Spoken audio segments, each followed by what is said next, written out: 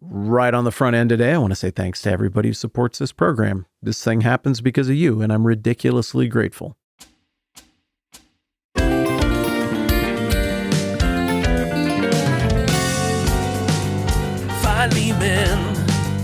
yeah. Philemon, yeah.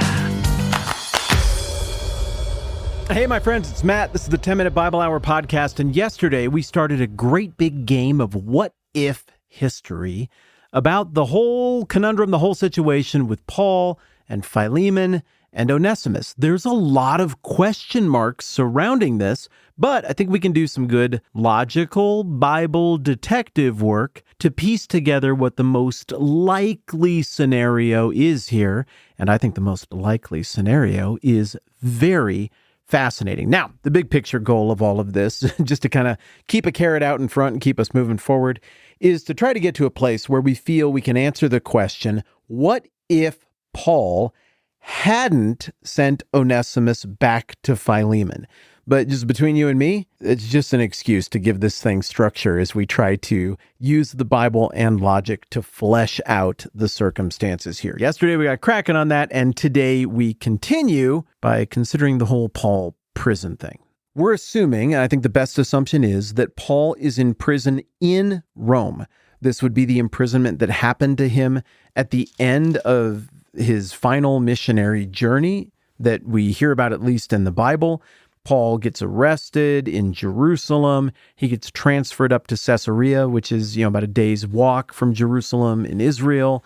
He talks to a couple of Roman governors there who don't quite know what to do with them. This is all at the end of Acts. And then finally, Paul does something that's a much bigger deal than it sounds like to you or me. He appeals to Caesar, which was the right of every Roman citizen. And because Paul was a Roman citizen, they have to honor it, and they put him on a boat and they ship him off to Rome. The journey there is, in a lot of ways, Paul's fourth missionary journey. I mean, it's really a prison journey, but so much happens on the trip. There's so much drama. But in the end of the book of Acts, Paul makes it to Rome, where he is held under a rather loose house arrest, and he's allowed to receive guests and write letters. And it is in this context that I think it makes the most sense to say that he met Onesimus. Now, it's hard to say how long Onesimus had been gone from Philemon. I mean, it's the ancient world, so you look at it and you're like, well, it takes a long time probably to walk from Turkey to Rome. And it would, but there are hints in the text that Onesimus might have stolen something from Philemon, which means he might have had enough money to secure passage to Rome. As I have suggested before, I don't think Philemon was just trying to get away. I think Philemon had heard of Paul and thought Paul was reasonable. I mean, if Paul said the stuff that we looked at over in Colossians 3, if he'd said things like that to people who ended up in Colossae, and people in Colossae repeated it, and Onesimus knew that Paul was held in high regard and had heard rumors that he was in jail in Rome, it sounds like Philemon knew about Paul's situation. Well, then maybe Philemon was like, this is my best shot. I need to go find this guy. That's my guess as to how it played out. It's a guess. You could make a biblical case, a reasonable case for it playing out in other ways. So Philemon gets to Rome. Maybe it was just a matter of a few weeks. If he secured boat passage, it could have been a really quick trip, 100-mile walk to Ephesus, and then secure passage and get out of Ephesus as quickly as possible. And then it wouldn't have taken very long to get to Rome from there. Then once Onesimus was in Rome, it probably wouldn't have taken him that long to find Paul. I mean, especially if Onesimus just went to the middle of town, which would be the modern day Roman Forum, and started asking questions about where Paul was. Well, where Paul was held wasn't very far from the Roman Forum. I mean, even if Onesimus went to the Roman Forum and then just each day walked a concentric circle around the blocks outside the Roman Forum, looking for Paul to canvass everything, it wouldn't take that long. If you go today to Rome and you walk down the Via Sacra, Main Street Forum, where all the ruins are, and you get to the end, there is a great big government monument building that kind of dominates the whole thing. People don't really like it very much. It's called Vittorio Emanuele. And if you walk around that great big building and then just go forward through the 8-point roundabout that's right in front of that and straight down that street, You get to Paul's apartment where he was under house arrest. Paul was right in the thick of things, and I really don't think Onesimus would have had that much trouble finding him. And if you want to go to Paul's apartment where he was under house arrest, you can, by the way. It's all labeled and marked. I actually made a video about it with a bunch of footage from Rome and stuff several years ago. I'll have Jeff link that down below. So let's say it only takes like a month or 6 weeks from Onesimus to get from Colossae to Rome. That really isn't a crazy guess. I think it could have been that quick. Well, Onesimus is already showing up with a soft heart at that point. And if he went and sought out Paul and it wasn't just an accident, I mean, if it was a coincidence, it was quite the coincidence. So no, I think he was seeking out Paul, and I think he was getting there with a soft heart. And I think Paul very quickly, Paul evangelizes people at the drop of a hat. I can't imagine that Paul would have been like, well, but let's respect Onesimus's opinions. And you know what I would say to Onesimus if he showed up here? Nothing. I would listen.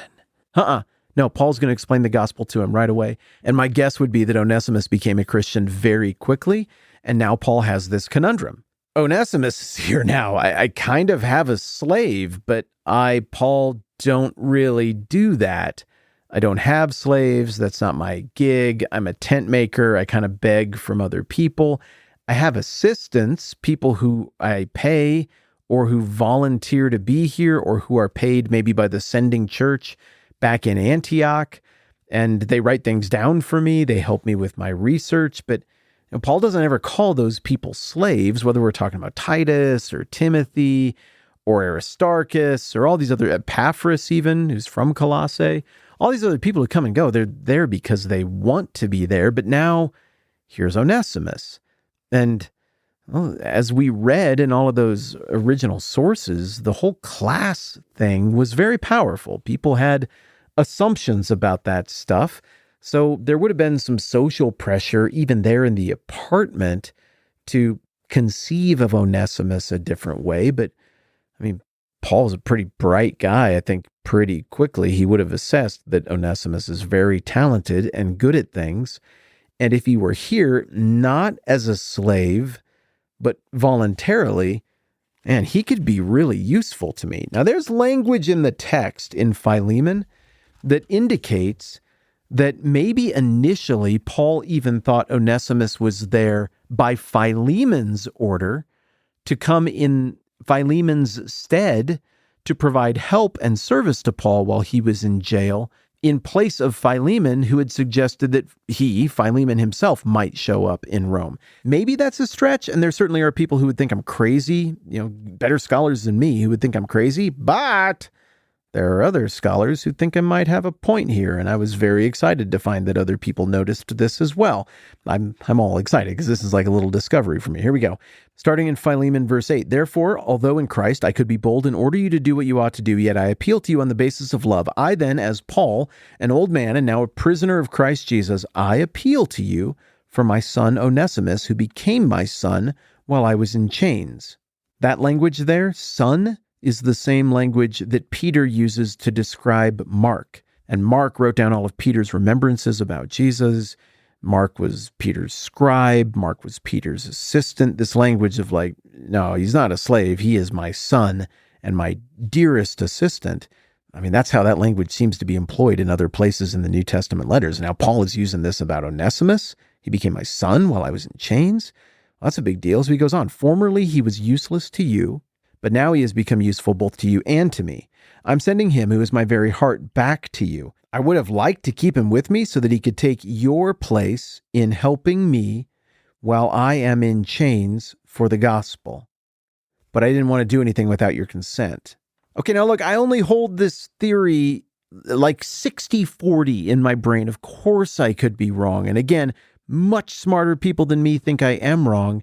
But to me, that kind of sounds like Paul was expecting Philemon to come to Rome, and that Paul initially misunderstood Onesimus's arrival as Onesimus coming as a proxy for Philemon. Paul, I know, it's me, Philemon. I told you I was going to come and give you a hand. I know what you're up against in prison there. I care about it.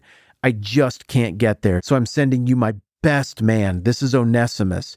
He is trusted. He's a part of my household. He has the skill set you need, and he knows what he's going there to do. I think it's very possible that's how Paul read this situation. If when Onesimus got there initially, he was kind of bashful about what was going on, and Paul had to kind of tease it out of him. But obviously, eventually, Paul gets to the point where he becomes aware of what the situation is, and that triggers his mandatory reporting obligations, as we saw from ancient Roman law. And so now, when Paul writes the letter back to Philemon and sends it with Onesimus, it seems like Paul might be kind of teasing the idea of, you could send Onesimus back. He's incredibly useful here. He's a big help. But if we're reading this far between the lines, it's also possible that what Paul is saying is like, or Onesimus could stay at your house and you could do what you said you would do, Philemon, which is to come and help me and be useful during my time of great need here. Okay, we got to wrap up for today. We have more What If history to play tomorrow. But however you read it, Paul clearly eventually got to the bottom of what the deal was with Onesimus showing up and his connection with Philemon. I think it's reasonable to suspect that Paul anticipated Philemon himself coming in the flesh. And I think it's reasonable to suspect that Paul might be suggesting in so many words to Philemon that Onesimus could be like a donation situation. You could donate Onesimus to God and to the church. You could take a loss on this one, manumit him, and just send him back to Paul. Paul doesn't really keep slaves, but man, Onesimus sure is useful, and it would be great to have him here with your blessing as a freed man.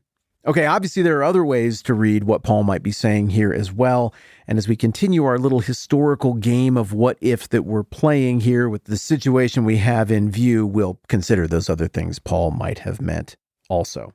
All right, remember, the big picture question we're driving at here is, what if Paul hadn't sent Onesimus back? But you know how it is. We're still playing with the text and trying to get a sense of exactly what the situation is so that we can have our best shot at answering that history what if question accurately. All right, more Philemoning tomorrow. I'm Matt. This is the 10-Minute Bible Hour podcast. Let's do this again soon.